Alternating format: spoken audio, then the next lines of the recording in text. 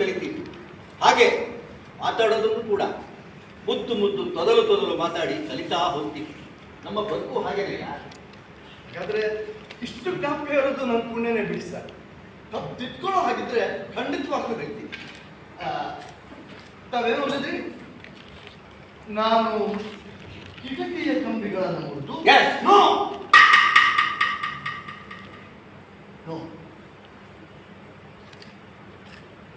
ನಾನು ಮೊದಲು ಆಳನ್ನು ಕೊಂಡೆ, ಆಮೇಲೆ ಕಿಟಕಿಯನ್ನು ಮುರಿದೆ, ಆಮೇಲೆ ಮನೆಗೆ ಒಳಗಿದ್ದವ್ರನ್ನೆಲ್ಲ ಕೊಂಡೆ. ನೀವು ಓದ್ತಾ ಇರೋ ಪತ್ರದ ಪ್ರಕಾರ ನೋಡೋದಾದ್ರೆ ಆಳು ಮನೆ ಒಳಗಡೆನೆ ಮಲಗಿದ್ದ ಅಂತ ಅರ್ಥ ಬರುತ್ತಲ್ವಾ?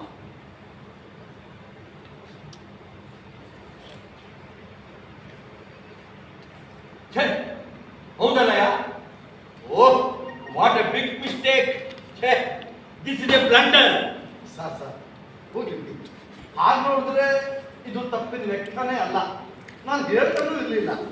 ಆದ್ರೆ ಸರ್ಕಾರಿ ಕಾಗದ ಪತ್ರದಲ್ಲಿ ಒಂದು ರವೆ ಅಷ್ಟಾದ್ರೂ ಯಾಕೆ ತಪ್ಪಿರಬೇಕು ಅಂತ ಹೇಳಿ. ಓ, ರವೆ ಅಷ್ಟಲ್ಲಯ್ಯ, ಬಂಡೆ ಎಷ್ಟು ದೊಡ್ಡ ತಪ್ಪಿದೆ. ಏನೇನು ತುಂಬಾ ಥ್ಯಾಂಕ್ಸ್. ನೀನು ಹೇಳಿದಾಗೆ ತಿಳ್ಕೊಳ್ತೇನೆ. Thanks sir. ತಾವು ಹೇಳಿದ್ ಮಾಡಿ ಕಮಲೆ ಸರ್, ಡೋರ್ ಓಪನ್ ಮಾಡಿ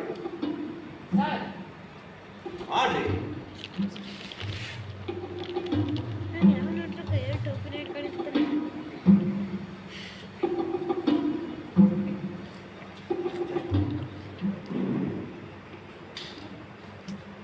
ತುಂಬಾ ಅವಮಾನ ಕಣೆಯ, ಇದು ತುಂಬಾ ಅವಮಾನ.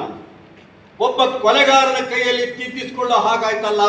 ಸರ್ ಮತ್ತೆ ಇಲ್ಲಿ ತಪ್ಪು ಮಾಡಿದ್ವಿ. ಕೊಲೆಗಾರನು ಒಬ್ಬ ಮನುಷ್ಯನೇ ಸರ್. ಅದಿರ್ಲಿ, ನಮ್ಮ ಡಿಪಾರ್ಟ್ಮೆಂಟ್ ಅಲ್ಲಿ ಎಷ್ಟೊಂದು ಜನ ಚೆಕಿಂಗ್ ಮಾಡ್ತಿದ್ದೀವಿ, ಎಷ್ಟು ಇನ್ಸ್ಪೆಕ್ಷನ್ ಆಗಿರುತ್ತೆ, ಆದ್ರೂ ಇಂಥ ಬಿಗ್ ಮಿಸ್ಟೇಕ್ ಆಗಿದೆ ಅಂದ್ರೆ ಇಷ್ಟಕ್ಕೆ ಎಷ್ಟು ಬೇಜಾರು ಮಾಡ್ಕೊಂಡಿದ್ದೀವಿ ಸರ್. ಮುಂದೆ ಓದಿ ಸರ್, ಪತ್ರ ಓದಿ ಸರ್.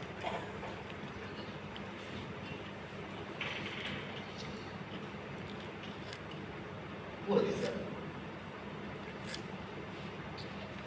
ನೀನು ಅವರೆಲ್ಲರನ್ನೂ ಕೊಂದು ಪರಾರಿಯಾಗಿದ್ದು ರುಜುವಾತಾಗಿ ನಿನಗೆ ಮರಣದಂಡನೆ ವಿಧಿಸಿದ್ದು ಸರಿಯಷ್ಟೇ. ಯಾಕೆ ಸರ್ ಹಾಗೆ ನಾನು ನೋಡ್ತಾ ಇದ್ದೀನಿ? ತಾವು ಓದಿದ್ದು ಸರಿ ಅಂತ ನಾನು ಅನುಮೋದಿಸ್ಬೇಕೇನು? ಮತ್ತೆ ನಿನ್ನ ಆಯಸ್ಸು ಇನ್ನು ಕೇವಲ ಅರ್ಧ ಗಂಟೆ ಮಾತ್ರ. ಅಲ್ಲಿ ಮೇಡಿನ ಹಗ್ಗ ತೂಗಾಡ್ತಾ ಇದೆ. ಇಂತಹ ಸಮಯದಲ್ಲೂ ನಿನಗೆ ಹಾಸ್ಯ ಬೇಕಾ? ಹಾಸ್ಯ ಅತ್ತು ಸುಸ್ತಾಗಿ ಗಾಂಭೀರ್ಯಕ್ಕೆ ಬೆಲೆನೇ ಇದ್ದಂತಾಗಿ ಈ ಕೊನೆ ಹೊತ್ತಲ್ಲಾದರೂ ಸ್ವಲ್ಪ ನಗಿಸೋಣ ಅಂತ ನನ್ನ ಕಣ್ಣಲ್ಲಿ ನೀರು ಉಳಿದಿಲ್ಲ. ಈ ಕಣ್ಣೀರಿನ ಕೆರೆ ಒತ್ತು ಹೋಗಿದೆ. ಅದು ಹಾಗಲ್ಲ. ನೀನು ಮಾಡಿರೋ ಪಾಪಕ್ಕೆ ಪಶ್ಚಾತ್ತಾಪ ಪಡಬೇಕಾಗಿರೋ. ಪಶ್ಚಾತ್ತಾಪ ಹಾಗೆಂದ್ರೆ ಏನು ಸರ್? ಆ ಪದಕ್ಕೆ 3 ಕಾಸಿನ ಬೆಲೆ ಇಲ್ಲದೆ ಜೋರಾಗಿ ಮಾಡ್ತೀನಿ. ಯಾಕೆ? ಪಶ್ಚಾತ್ತಾಪ ಪಡಲೇ ಇಲ್ಲ. ನನ್ನ ಪ್ರಾರ್ಥನಾ ಪತ್ರಗಳನ್ನು ನಾವು ಓದಲೇ ಇಲ್ಲ. ಸುಮ್ಮನೆ ನನ್ನಲ್ಲಿ ಯಾಕೆ ಗುರುತಿಸ್ತೀರಿ? ನನ್ನ 36 ತಿಂಗಳುಗಳಿಂದ ನನ್ನ ನೋಡಿ ದೂಷಿಸಿ ಸಂತೋಷ ಪಟ್ಟಿದ್ದು ಸಾಧು ಅನ್ನೋದಾದ್ರೆ ನಾವೇ ಗೊತ್ತಾಗಿದೆ. ಇನ್ನು ಕೆಲವೇ ಹೊತ್ತು ಅದನ್ನು ಸಂತೋಷ ಪಟ್ಬೇಡಿ ಸರ್. ಬಹುಶಃ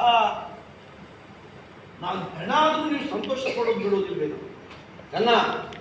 ನಿನ್ನ ಈ ಮಾತಿನ ಮತಾಪುಗಳನ್ನ ಅಲ್ಲಿ ಯಾವುದೋ ಕಥೆನೋ ಕಾದಂಬರಿನೋ ಬರೀತಾ ಇದೆಯಲ್ಲ, ಅಲ್ಲಿ ಬೇಕಾದ್ರೆ ಇಟ್ಕೋ. ನನ್ನ ಹತ್ರ ಬೇಡ. ನನ್ನ ಕತೆ ಮುಗಿದೋಗಿದೆ ಬಿಡಿ ಸರ್. ಹತ್ರ ದಯವಿಟ್ಟು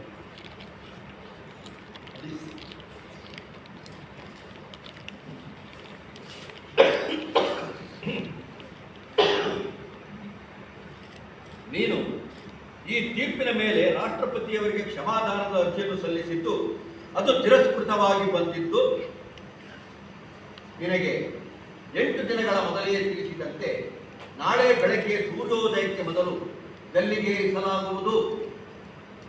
ನೀನು ಸಿದ್ಧನಾಗಿರಬೇಕು ಚೆನ್ನ. ನಾನು ಸಿದ್ಧವಾಗಿದ್ದೀನಿ ಸರ್. ಕಂಬಳೆ ಸರ್ ಏನ್ರಿ ಅದು ಗಲಾಟೆ ಹೊರಗಡೆ? ಸರ್ ಮೀಡಿಯಾದಲ್ಲಿ ಬಂದಿದ್ದಾರೆ ಸರ್. ಚಂದನ್ಗೆ ಕೆಲವೊಂದು ಪ್ರಶ್ನೆಗಳನ್ನು ಕೇಳಬೇಕು ಅಂತಿದ್ದಾರೆ. ಹೌದಾ?